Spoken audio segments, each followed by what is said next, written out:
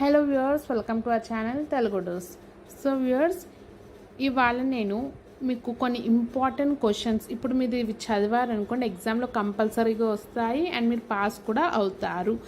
ఛానల్ని ఇంకా సబ్స్క్రైబ్ చేయని వాళ్ళు ఇప్పుడే సబ్స్క్రైబ్ చేసేసుకోండి. నేను డైలీ చేసే వీడియోస్ మీకు వస్తాయి. ఒకవేళ మీరు బెల్ ఐకాన్ని యాక్టివేట్ చేసుకుంటే మన ప్లేలిస్ట్లో మీకు చదువుకి సంబంధించిన అంటే ఎడ్యుకేషన్కి రిలేటెడ్ ఉన్న వీడియోసే నేను వేస్తాను. ఎడ్యుకేషన్కి సంబంధించిన అప్డేట్ కూడా చెప్తాను. ఇప్పుడు వచ్చేసి నేను చూపించేది inter first year economics 2 marks most repeated questions. 2 marks చాలామంది 2 మార్క్స్ లైట్గా తీసుకుంటారు, లాస్ట్ మూమెంట్లో చదువుకుంటా అని అనుకుంటారు. కానీ 2 మార్క్స్ కూడా నెగ్లెక్ట్ చేయొద్దు. 30 మార్క్స్ మీరు స్కోర్ చేయవచ్చు ఒకవేళ మీరు 2 మార్క్స్లో పర్ఫెక్ట్ ఉంటాయి. సో ఇవి ఎన్నో ఏళ్ళ నుంచి రిపీట్ అయిన క్వశ్చన్స్ నేను చూపించేవి. Wealth, choice, problem, marginal utility, demand function, cross demand, marginal cost. So marginal utility అంటే ఏంటి, దాని గురించి ఒక 4 to 5 లైన్స్ రాయాలి. ఒక 1 లైన్ 2 లైన్స్ రాసి 2 మార్క్స్ ఎక్స్పెక్ట్ చేయొద్దు. You have to right minimum 4 to 5 lines. అంత తక్కువ ఉండొద్దు, అంత ఎక్కువ ఉండొద్దు. ఓకేనా?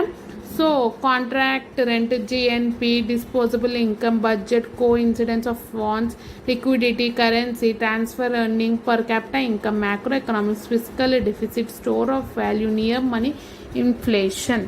సో ఇన్ఫ్లేషన్ అంటే ఏంటి, మీనింగ్ రోజు రోజుకి రేట్స్ అనేవి పెరగడమే ఇన్ఫ్లేషన్. ఇలా దాని కరెక్ట్ మీనింగ్ అనేది మీరు రాయాలి ఎగ్జామ్లో. చాలామంది 2 మార్క్స్ ఒక 1 లైన్ 2 లైన్స్ రాస్తారు, అది టోటల్లీ తప్పు.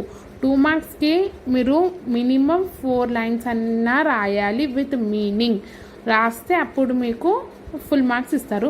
కొంతమంది ఇలా కూడా ఉంటారు, 2 మార్క్స్కి ఒక 1.5 పేజ్ మినిమం 10-12 లైన్స్ రాస్తారు.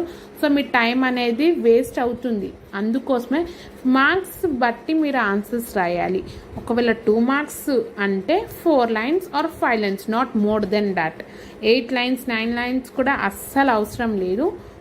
ఓన్లీ 4 to 5 విత్ మీనింగ్ఫుల్గా ఉంటే 2 మార్క్స్ స్కోర్ చేయొచ్చు. అదే 5 మార్క్స్కి అయితే 5 మార్క్స్కి ఒక 6-7 పాయింట్స్ అనేవి రాయొచ్చు. 10 మార్క్స్కి ఒక 10 అన్న 9 పాయింట్స్ అన్న రాస్తే మీకు ఫుల్ మార్క్స్ అనేవి ఇస్తారు.